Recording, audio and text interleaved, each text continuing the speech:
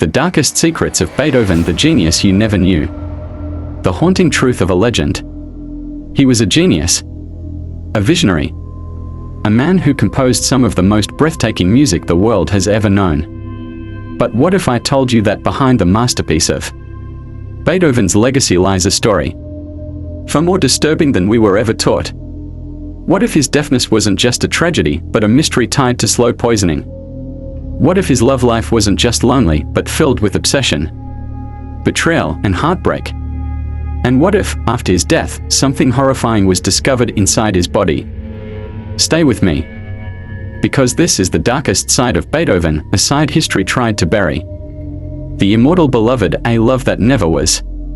In 1812, Beethoven wrote a letter so passionate, so heartbreaking, that historians have spent centuries trying to uncover its meaning.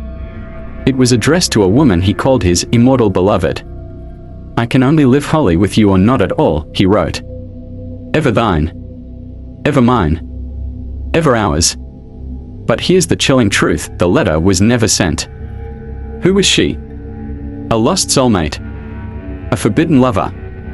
Or was she just a fantasy, a product of a man so desperate for love that he created an illusion? Some believe she was Josephine Brunswick, a countess forbidden to marry him due to social class. Others claim she was Antoni Brentano, a married woman.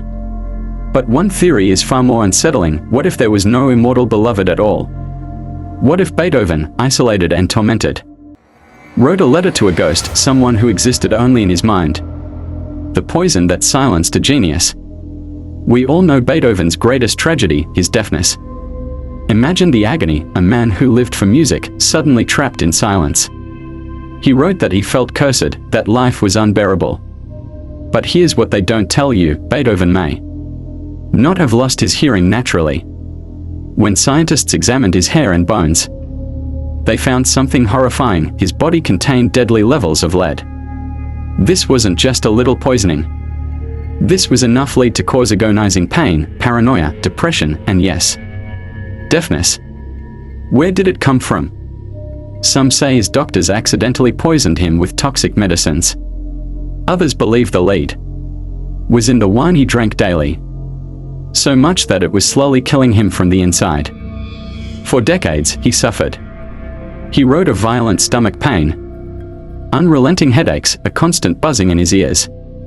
But no one helped him. No one knew the truth. And by the time he died, it was too late. A mind consumed by rage. Beethoven wasn't just a genius. He was a man possessed by fury. He screamed at servants. He threw furniture. He once got so angry at a waiter that he dumped an entire bowl of food on his head. He had no patience for stupidity, no tolerance for interruptions. During one performance, he caught someone whispering in the audience. He smashed his violin, stormed out, and refused to play again. But his rage went deeper than music. It poisoned his family.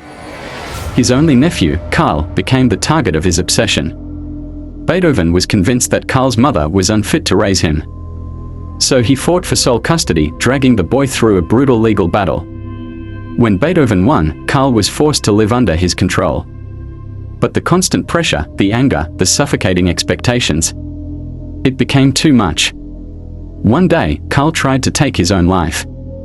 Beethoven, the man who could write music that touched the soul of the world, could not bring peace to the person he claimed to love most. The horrifying secret found in his skull. In 1827, Beethoven died. But even in death, his suffering wasn't over. Years later, grave robbers stole pieces of his skull.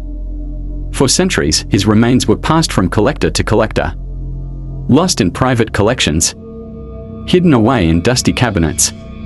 When scientists finally studied them, the results were disturbing. His skull showed signs of extreme pain, thickened bones, and lead poisoning so severe that it may have driven him to madness.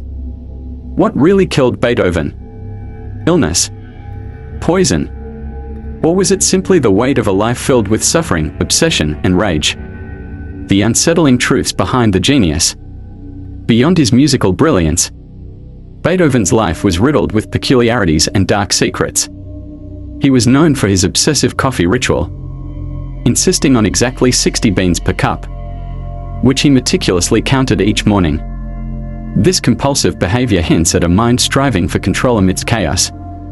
His personal hygiene was notoriously poor. Despite frequent baths, he often wore dirty clothes and left plates of food around his home, reflecting a chaotic personal life. Beethoven's relationship with his father was deeply troubled.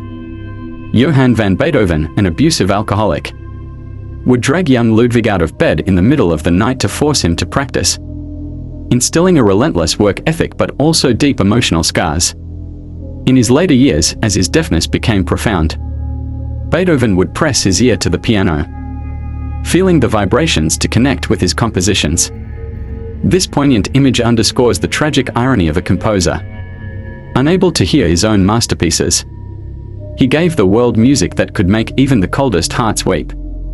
He fought against fate itself, composing symphonies in complete silence.